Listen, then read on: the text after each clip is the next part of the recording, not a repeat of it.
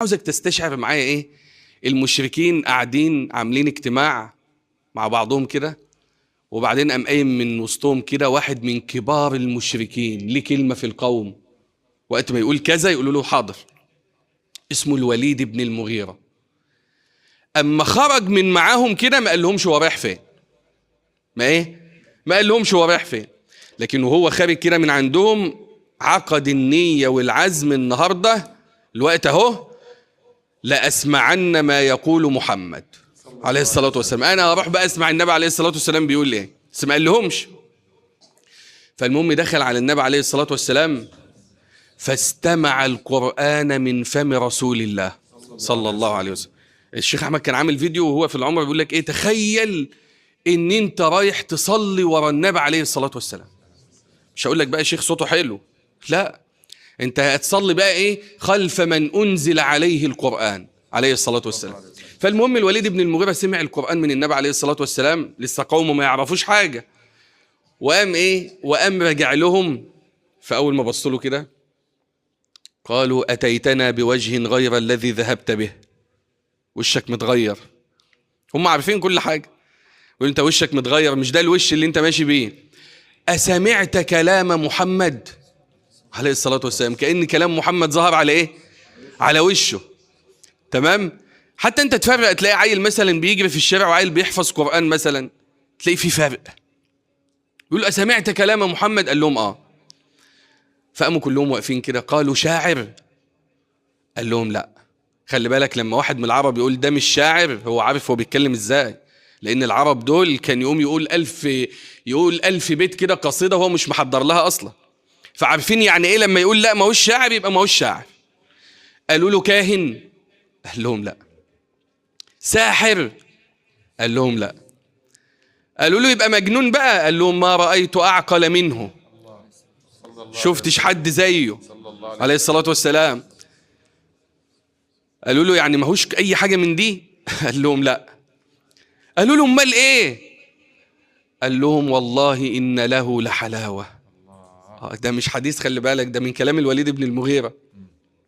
والله إن له لحلاوة، وإن عليه لطلاوة، وإن أعلاه لمثمر، وإن أسفله لمغدق، وإنه يعلو. كنت وأنا في ابتدائي بقدم الإذاعة في المدرسة، فالمهم يا شيخ عبد الله كان اللي يقول لي إيه الآيات أطلع أنا بعده إيه أفرد نفسي كده وما يقول لهم إيه والله إن له لحلاوة، وأنا مفكر إن ده حديث. أما كبرت شوية عرفت إن ده من كلام الوليد بن المغيرة. فأول ما قال لهم والله إن له لحلاوة، أما قال كده قاموا واقفين بقى وقالوا له قبل ما تخرج من هنا تغير الكلام اللي انت بتقوله ده هنا، لأن لو خرجت بره وقلت كلمة الناس بتاخد بكلامك، الشباب كلهم يقولوا نفس اللي انت بتقوله، فانت وانت هنا تغير الكلام ده. لكن انت ايه، ربك مطلع ونبينا يوحى إليه عليه الصلاة والسلام. فالمهم الوليد بن المغيرة، عندنا بقى يا شيخ أحمد مشاهد في القرآن. أيوة، باب كده اسمه إيه، اسمه التصوير القرآني. يعني حاج أحمد إيه، مشهد جه مصور بالصوت والصورة في القرآن مش بالصوت. يعني مثلا لما الهدهد إيه اتكلم مع سيدنا سليمان، فربنا قال إيه عن سيدنا سليمان، النملة، فربنا قال إيه فتبسم مصور. سورة سيدنا سليمان إيه جاء بالتصوير، يعني فتبسم ضاحكا. تمام كده. حاجات كتيرة في القرآن جت كده. من ضمن المشاهد اللي هتيجي مصورة في القرآن مشهد الوليد بن المغيرة لما قالوا له غير الكلام ده.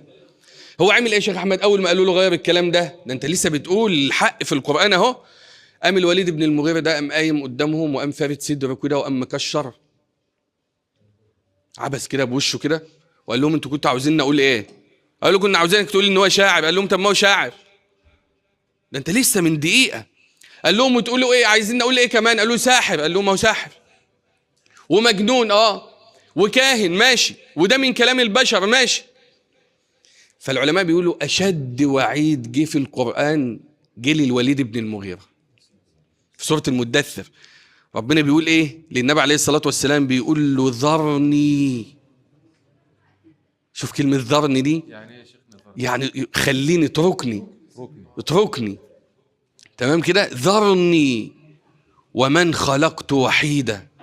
بعض المفسرين المتأخرين بيقولوا ان ربنا اقتص من الوليد بلفظه، زي ما اقتص من ابي لهب بلفظه لما قال تبا لك سائر اليوم يا محمد، فربنا قال له تبت يدا ابي لهب وتب بنفس لفظه.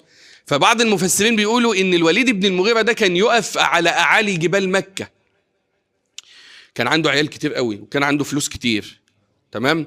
فكان يقف يقول انا الوليد انا ابن المغيرة، عندي المال وعندي العيال، فأنا الوحيد ابن الوحيد، فربنا قال له ذرني ومن خلقت وحيدا، هخليه زي ما بيقول. وجعلت له مالا ممدودا وبنين شهودا، لأن هيبقى من أبنائه سيف الله المسلول أبو سليمان خالد بن الوليد، هيبقى شاهد عليهم القيامة. وبنين شهودا ومهدت له تمهيدا ثم يطمع أن أزيد، كلا. ليه يا رب؟ إنه كان لآياتنا عنيدا. عارف الحق في القرآن وأنكره. سأرهقه صعودا.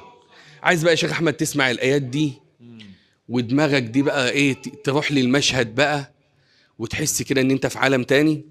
تروح كده النهارده تقوم كاتب إيه، سورة المدثر المصحف المرتل للشيخ محمود علي البنا. بس هتكتب كده بس في المصحف المرتل اللي بيجي في الإذاعة. الشيخ البنا كان بيمتاز من ضمن المشايخ ان هو استاذ كده في حاجه في القران اسمها الوقف والابتداء. يقف فين ويبدا منين ويجيب المعنى ازاي ويستخرج لك 2 3 معاني 4 من ايه. ده استاذ في كده.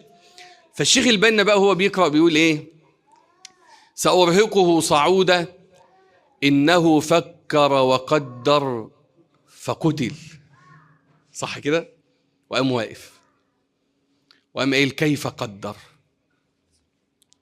ثم قتل، وقام واقف وقام قايل كيف قدر. فرق هنا بين الدعاء عليه وبين الاستفهام الاستنكاري، حاجه كبيره قوي. بيقول فقتل كيف قدر، ثم قتل كيف قدر، ثم نظر. شوف بقى المشهد المصور بقى الولد، ثم نظر ثم عبس وبسر